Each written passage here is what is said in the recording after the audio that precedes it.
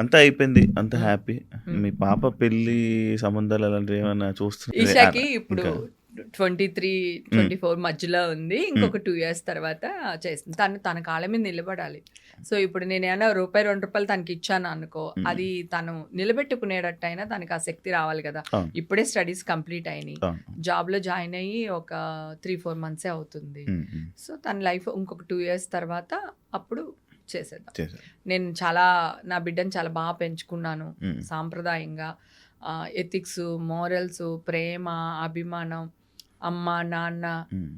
ఓ తమిళమ్మాయిలాగా పెంచుకున్నాను దాన్ని. సో, తన అంతే. కెరియర్ నా బాధ కూడా అదే తెలుసా? నేను ఎంత ఏడ్చానో నా బిడ్డ ఈ స్టేజ్‌లో ఉంది. ఈ టైంలోన మీరు నన్ను ఇంత చేస్తారు, ఇంత టార్గెట్ చేస్తారా? హ్మ్.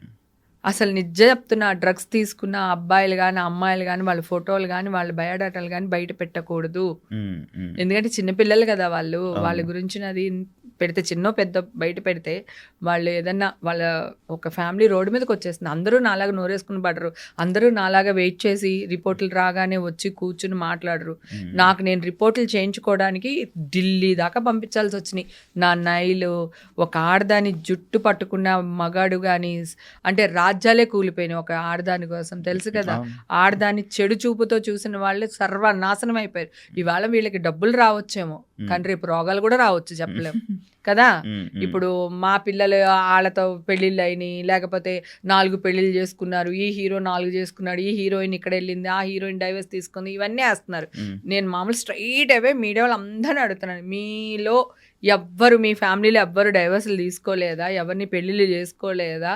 హ్మ్. లేకపోతే మీరు డైవర్స్ ఇప్పించి హ్మ్. ఆ అమ్మాయిల చేత మీరు రెండో పెళ్ళి, నీ పెళ్ళానికి నువ్వు రెండో మొగుడైనోడు ఎవ్వడూ లేడా? హుహు. ఎవ్వరు లేరా? హ్మ్. మీకు చాలా మీరందరూ శుద్ధపూసలా? హ్మ్. నేనైతే శుద్ధపూసని కాదు. ఫస్ట్ నేను చెప్తున్నా. హ్మ్. చిల్ అనే వర్డ్‌నే బూత్ చేసేశారు. నేను నిజంగానే చిల్ అవుతున్నా. ఏంటంటే నేను చిల్ అవ్వకూడదా? నేను మనిషిని కాదా? హ్మ్. నేను నా చిన్నప్పటి నుంచి కష్టపడుతున్నాను నాన్న. When I am 14 years still now అవును. ఇంకా కష్టపడుతున్నాను నేను. హ్మ్. నా జీవితానికి నేను చిల్లే అధికారం లేదా? అదే. నేను ఎంజాయ్ చేసే అధికారం లేదా? నాకు ఇష్టం వచ్చిన బట్టలు కట్టుకోవడానికి లేదా? హ్మ్. గుడికెళ్తే స్విమ్మింగ్ డ్రెస్ అయితే ఏసుకెళ్ళట్లేదు కదా! హ్మ్. స్విమ్మింగ్ ఎళ్తే చీర కట్టుకుని వెళ్ళాం కదా! మాకు తెలీదా మాకు? హ్మ్. కదా! అవును. అవును. నువ్వెవడురా అసలు? అది చాలా బ్లండర్ మిస్టేక్. నా విషయంలో అయితే మాత్రం చాలా జరిగింది. ఆ! నా స్టేజ్‌లో ఇంకొక ఆర్టిస్ట్ ఎవరైనా ఉండుంటే ఈరోజు ఇలా బయటకొచ్చి ఉండేవాళ్ళు కాదు కదా! అవును. నన్ను అర్థం చేసుకున్నట్టు అందరిని అర్థం చేసుకోరు. ఎందుకంటే నేను ఇందాక కూడా చెప్పాను కదా! అవును. నేనేమున్నా నీకు తెలుసు. ఆ! నేనేమున్నా ఓపెన్. తెలుసు. ఓపెన్. హ్మ్. నేను ఇంతే అని చెప్పగలను. హ్మ్. నాకు ఆ ధైర్యం ఉంది. ఎందుకంటే నేను తప్పు చేయను గనక. ఆ! తప్పు చేశాననుకో అది కూడా తీసుకుంటా. నాకు నచ్చింది, నేను తప్పు చేశాను. నీకేంటి అని అడుగుతా. హ్మ్. రైట్? రైట్. నాకు అది కూడా తెలుసు. కానీ హ్మ్. నేను తప్పు చేయకుండా, తప్పు చేశాను అన్నది అది ఉంటది కదా! ఆ! ఆ జర్నీ నాలో ఆ ఐస్ బాత్ మాత్రం లేకపోతే నేను మర్డర్ అన్నా చేసేదాన్ని, లేదా నేనే చచ్చేదాన్ని. Full stress. రెండిట్లో ఒకటి జరిగేది. ఫుల్ అనమాట. అంటే బయటికి రాలేకపోతున్నాను, హ్మ్. చెప్పలేకపోతున్నాను, మీడియాకి రాలేకపోతున్నాను. అందరూ ఏమంటారు? "హేమక్క తప్పు లేకపోతే వచ్చేది కదా" అంటారు. ఆ! కరెక్టే అవును. కదా! అవును. అవును. కానీ నేనొస్తే ఇంకా ఉచ్చు బిగుసుకుంటది కదా! ఒక అవును. ప్రముఖ హీరో థియేటర్ నుంచి వచ్చే వరకు బానే ఉంది స్టోరీ. హ్మ్. వచ్చి ప్రెస్ మీట్ పెట్టిన తర్వాతే పాపం హీరోని తీసుకెళ్లారు. ఆ!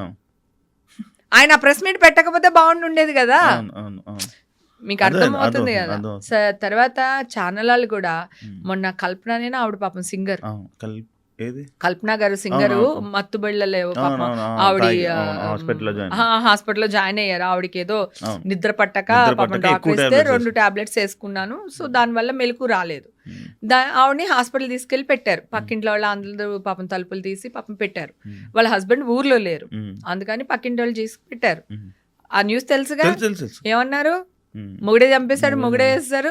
ఏసి మెల్లిగా స్లీపింగ్ పిల్స్ ఇచ్చేసి గొడవలయ్యాయి. గొడవలయిపోయినియి. ఎన్ని సెలవులు పలవలు చేసేశారు పాపం. హ్మ్. ఆవిడ బతికిపోయింది కనుక వాళ్ళ ఆయన అదృష్టం. అవును. వచ్చి చెప్పారు. ఒకవేళ ఆవిడకి ఏదన్నా అయ్యుండుంటే వాళ్ళ ఆయన్ని ఫస్ట్ పోలీసులు ఏసేసేవాళ్ళు. ఆ! మీడియా ఇన్వాల్వ్‌మెంట్ మళ్ళీ ఇక్కడ కూడా అని. హ్మ్. ఎందుకంటే వాళ్ళేమనుకుంటారు, ఓహో! ఇంత జరిగిందంటే ఒకవేళ వాళ్ళ ఆయన కూడా ఇలా జరిగుండొచ్చు, వాళ్ళ ఆయన ఏస్తుండొచ్చని ముందు ఆయన్ని అరెస్ట్ చేసేసేవాళ్ళు. తర్వాత ఆయన కాదని ఎంక్వైరీలో తెలిసి నాలాగా వదిలేసేవాళ్ళేమో గాని, హ్మ్. ఫస్ట్ అయితే మాత్రం ఏసేసేవాళ్ళు. ఈ మధ్య ఎందుకు? అన్నీ అలానే మీరు ఉన్నాయి. క్రైమ్ చేయట్లేదు. ఇప్పుడు ఇది క్రైమ్ కాదా? అంటే ఈ మధ్య అన్ని అలానే ఉన్నాయి. అంటే సోషల్ మీడియాలో ఏదో టప్పున వస్తుంది న్యూస్. అంటే ఫుల్ వైరల్ అయిపోతుంది. సోషల్ మీడియా వాళ్ళు పర్వాలేదు, పుట్టగొడుగులాగా ఎవడో ఎక్కడో ఏ గుడిసెలోనో దూరి దొమ్మర పనులు చేస్తున్నారు అనుకుందాం, సరే పక్కన పెట్టేద్దాం. మీడియా వాళ్ళు ఏం చేస్తున్నారు? వాళ్ళు ఒక పెద్ద సంస్థ కదా, వాళ్ళు ఎలా ఉండాలి, ఆదర్శవంతుల్లా ఉండాలి. వాళ్ళు ఏం చేస్తున్నారు?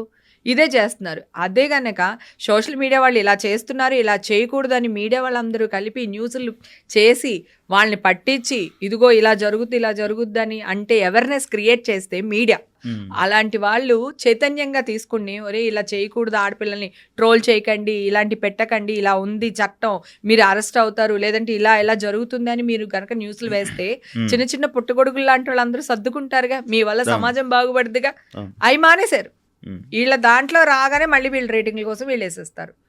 ఈ సోషల్ మీడియా చాలా మంది అనుకుంటారు మేము దొరకం, ఎక్కడెక్కడో ఉన్నామో అనుకుంటారు, కానీ ఎవరైనా వస్తారు. మొన్న అతను వచ్చాడుగా, ఐబొమ్మ అతను వచ్చాడా, అంతకుముందు నేను మాఫింగ్ ఫోటోలు, మీ చిన్న చిన్న పిల్లలు న్యూస్ లీడర్ కూడా అప్పట్లో న్యూడ్ ఫొటోస్ ఉండి నేను ఒక్కదాన్ని వెళ్ళి కంప్లైంట్ ఇచ్చి నేను అవన్నీ వాడిని పట్టుకొచ్చాను. దుబాయ్లో ఉన్నాడు వాడు. దుబాయ్ నుంచి తీసుకుని వచ్చి అరెస్ట్ చేసి కోర్టులో సబ్మిట్ చేశారు పోలీసులు.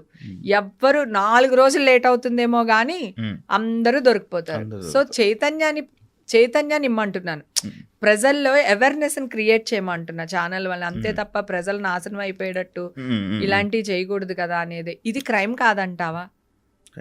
ఒక చిన్న బాబు, ఆవిడేదో వీడియో తీస్తుంటే బాబు కింద పడిపోయాడు, దాన్ని అందరూ కాపాడారు, ఆ బిడ్డని కాపాడి తల్లికి ఇచ్చారు. తర్వాత ట్రోల్ చేస్తారు ఆ అమ్మాయిని, కన్న బిడ్డ కంటే నీకు ఎక్కువైపోయిందా, ఒళ్ళకి ఎక్కువైపోయిందా, అది అనేసరికి ఆ మెసేజ్లు ఇవన్నీ వచ్చేసరికి ఆ అమ్మాయి ఊరేసుకుని చచ్చిపోయింది. చెన్నైలో ఒక అమ్మాయి ఊరేసుకుని చచ్చిపోయింది, ఈ చంటిబిడ్డ తల్లి ఊరేసుకుని చచ్చిపోయింది. ఎవరన్నా న్యూస్ వేసారా? ఓన్లీ సోషల్ మీడియాలో అక్కడక్కడ వచ్చింది కానీ న్యూస్ వాళ్ళు అరే ఆ అమ్మాయిని ట్రోల్ చేయడం వల్ల పలానా అమ్మాయి చనిపోయింది, చెన్నైలో ఒక అమ్మాయి చనిపోయింది, ఇక్కడ ఒక అమ్మాయి చనిపోయింది అని లేదు. మళ్ళీ మీడియాలో వాళ్ళు క్వశ్చన్స్ అడుగుతారు. సుమా గురించి తెగ ఫీల్ అయిపోయారు, టిఫిన్లుగా తినండి అన్నందుకు తెగ ఫీల్ అయిపోయారు. వీళ్ళు మాత్రం అన్నీ అడగొచ్చు, హీరో మొహమేనా అని అడగొచ్చు, లేకపోతే దాంట్లో బూత్ పెట్టారు కదా మరి ఈయన గారు, మరి ఆ బూతే ఎందుకు చూస్తున్నాడు ఈయన?